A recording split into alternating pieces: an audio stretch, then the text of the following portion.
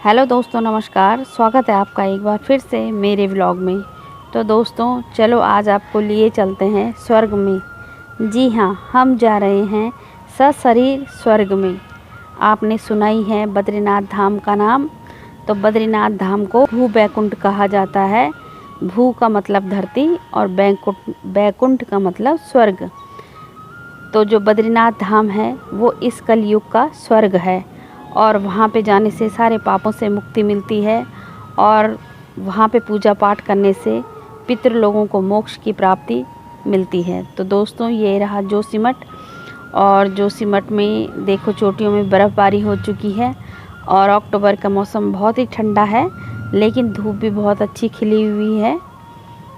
तो हम सब यहाँ पे गाड़ी से उतरे थोड़ा रेस्ट करने, क्योंकि पिछले दिन ही हम केदारनाथ से आए हैं तो पैरों में बहुत दर्द हो रहा है। तो हम इसलिए उतरे गाड़ी से थोड़ा टहलने के लिए।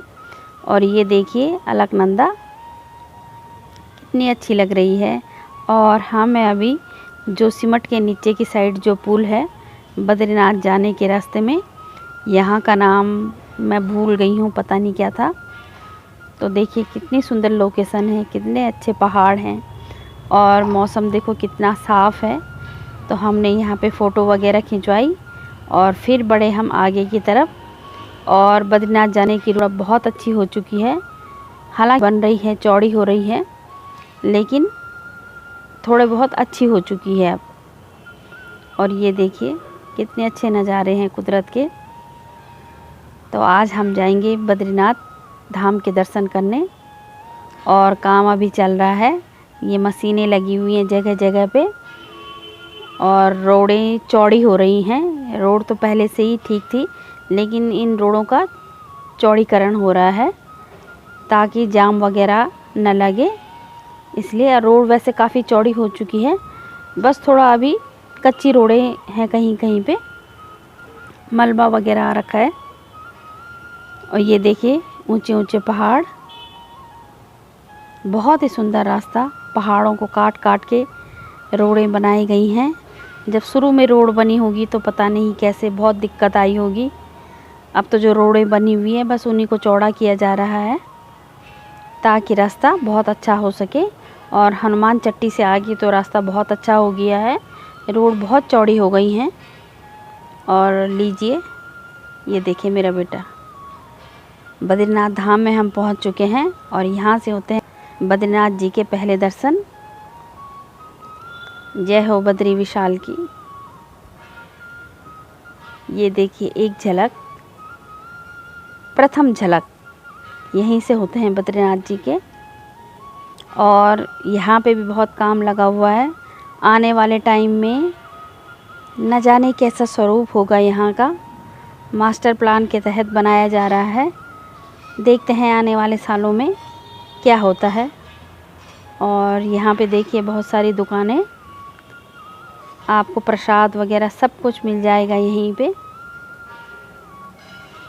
तो चलिए चलते हैं बद्रीनाथ जी के दर्शन करने। और इस लोक का स्वर्ग है बद्रीनाथ धाम।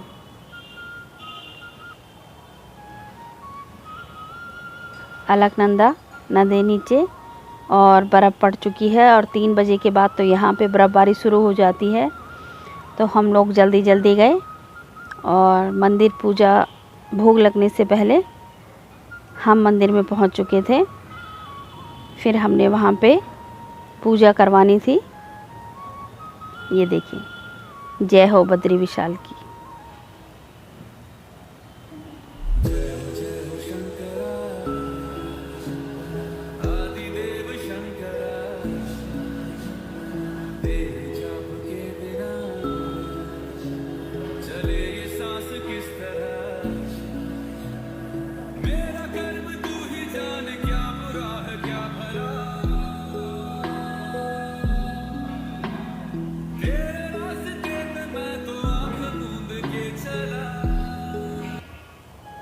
यहाँ पे चल रही है पूजा, हमारे पितरों की पूजा। और कहते हैं कि यहाँ पे पिंडदान करने से जो हमारे पितृ होते हैं वो पितृ योनि से भी मुक्त होकर भगवान के चरणों में चले जाते हैं।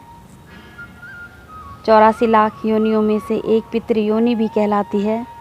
और इस भू बैकुंठ में बद्रीनाथ धाम में उस पितृ योनि से भी मुक्ति मिल जाती है हमेशा के लिए।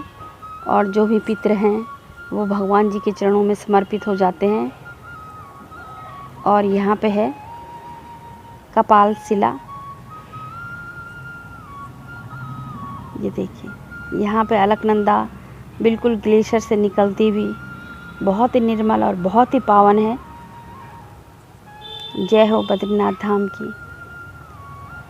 पिंडदान का महत्व गया, काशी, हरिद्वार और बद्रीनाथ में बताया गया है।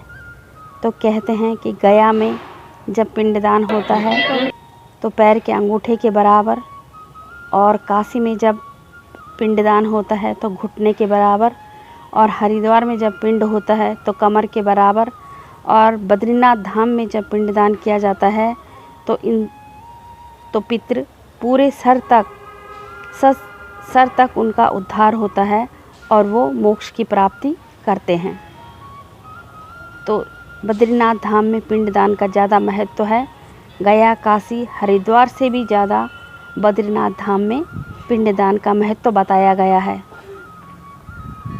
और ये देखिए अंदर कितनी भीड़ लगी हुई है मंदिर में।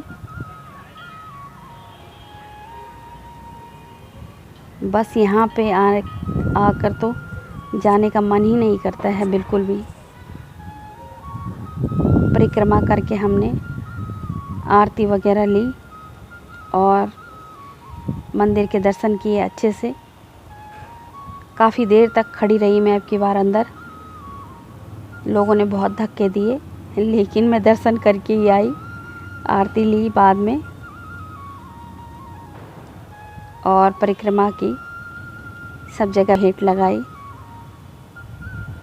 और बहुत ही अच्छे से, बहुत ही चैन से, सुकून से हमने दर्शन किए, मंदिर में पूजा अर्चना की और अपने पितरों की मोक्ष प्राप्ति के लिए भगवान बद्रीनाथ जी से प्रार्थना की।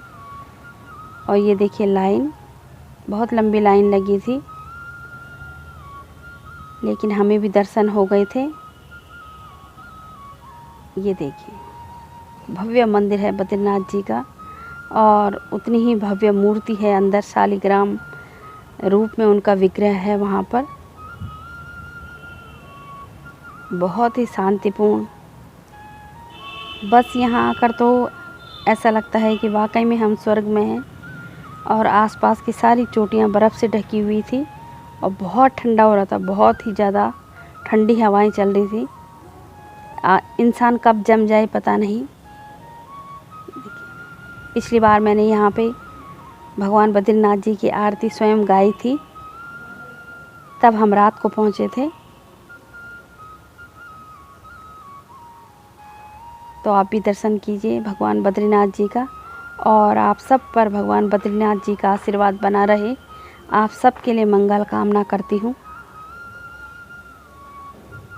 तो चलिए चलते हैं वापस घर की तरफ। और 4 बज चुके थे वहीं। उसके बाद बर्फ़बारी शुरू हो गई थी और हमें रुकना था पीपल कोटी में। तो आज हम रुकेंगे पीपल कोटी और कल हम यहाँ से निकलेंगे देहरादून के लिए। और आप सबसे निवेदन है कि जीवन में एक न एक बार भगवान बद्रीनाथ जी के दर्शन ज़रूर करें। जय उत्तराखंड, जय देवभूमि।